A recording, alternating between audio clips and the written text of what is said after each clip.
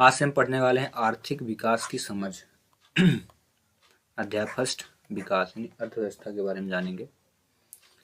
जैसे एक क्वेश्चन आता है कि किसी देश के विकास के जो संकेतक होते हैं उनके प्रकार कितने हैं, तो आप बताएंगे 3। वो पहला है प्रति व्यक्ति आय, साक्षरता दर और स्वास्थ्य सुविधा की उपलब्धता। वहीं आपसे पूछा जाए कि सरदार सरोवर जो बांध है वो किस नदी पर बना है, तो आप बताएंगे नर्मदा नदी पर। ठीक है ना। अगला क्वेश्चन देखते हैं, विकास का अर्थ आर्थिक प्रगति के साथ साथ क्या होता है, तो आपको बताना समानता और स्वतंत्रता भी होता है। ठीक है।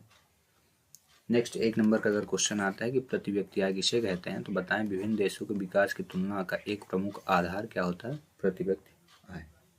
वहीं औसत साक्षरता दर क्या है, देखें विभिन्न देशों में विकास की तुलना के एक अन्य आधार, ठीक ना, वो औसत साक्षरता दर के अंतर्गत आती है। देशों में स्वास्थ्य सुविधाओं की उपलब्धता उसके विकसित और अविकसित होने को दर्शाता है कि देश कितना विकसित है या विकसित है। जितना अच्छा स्वास्थ्य होगा उतना ही अच्छा विकास होगा। किसी देश की राष्ट्रीय आय को उस देश की कुल जनसंख्या से भाग देकर प्रति व्यक्ति आय ज्ञात की जाती है। अगर आपको निकालना हो प्रति व्यक्ति आय, तो देश की कुल आय निकाल लीजिए कितनी है देश की आय, उसमें देश की कुल जनसंख्या का भाग कर दीजिए। ठीक ना।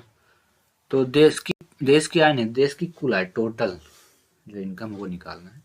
तो आप कहीं से भी गूगल गुरु से आप पता कर सकते हैं कि देश की आय इसमें कितनी है, और इसमें देश की कुल जनसंख्या भी वही बता देंगे। दोनों भाग करिए तो पता चलेगा प्रति व्यक्ति आय यानी हर एक व्यक्ति की इनकम कितनी है। विभिन्न देशों के प्रति व्यक्ति आय की तुलना के लिए उसकी गणना डॉलर में की जाती है। इसमें नहीं है, डॉलर में, जैसे रुपए कॉइन्स होता है वैसे डॉलर करेंसी का नाम है। विश्व बैंक की रिपोर्ट के अनुसार वह देश जिनकी प्रति व्यक्ति आय 2019 में US डॉलर 49,300 प्रति वर्ष या अधिक है, वह समृद्ध देशों की श्रेणी में आते हैं। इतने डॉलर लेकिन भारत किस श्रेणी में आता है, देख लें, मध्य आय वर्ग के देशों की श्रेणी में आता है। मध्य आय वर्ग ऐसी स्थिति भारत की। भाई यहाँ इंस्टा चलाते बैठे हैं बच्चे।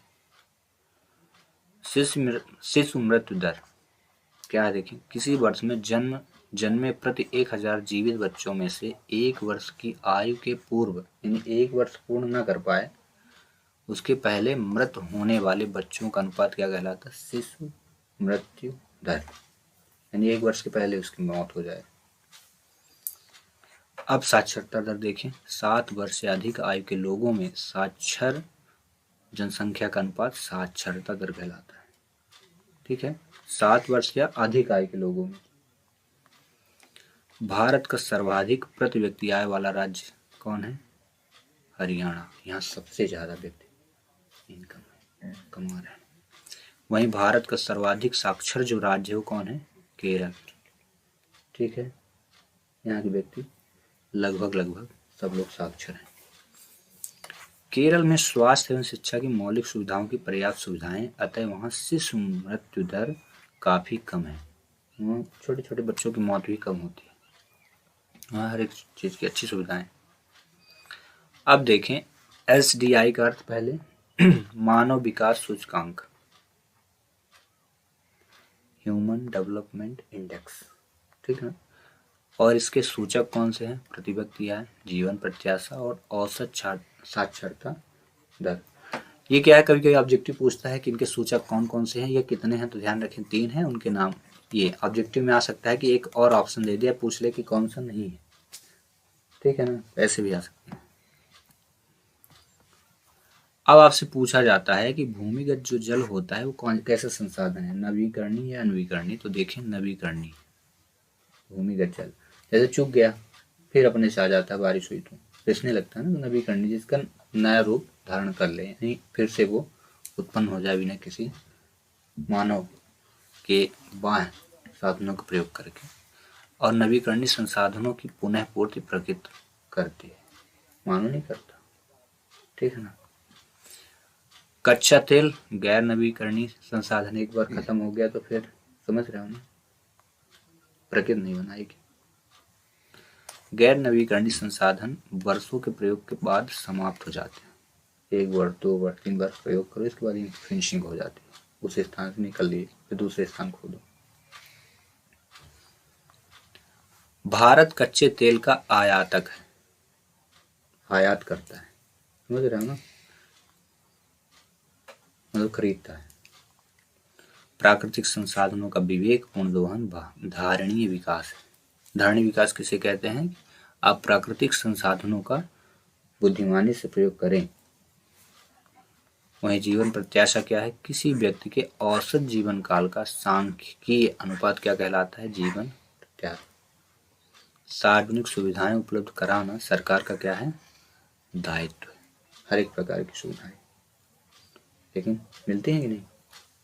अच्छी बात है, मिल रही। तो वायु प्रदूषण का मुख्य कारण कौन कौन से हैं? उद्योगों, कारखानों, परिवहन के साधनों का जो धुआं होता है वायु प्रदूषण का मुख्य कारण है। आणविक संरचनाओं में परिवर्तन विकास के साथ ही पर्यावरण की क्षति का कारण भी है। आणविक संरचनाओं में परिवर्तन, ठीक ना, विकास के साथ ही विकास भी हो रहा, साथ ही साथ क्या है? पर्यावरण की क्षति भी हो रही है। मानव विकास रिपोर्ट यूएनडीपी द्वारा प्रकाशित होती है। ये ऑब्जेक्टिव किसके द्वारा?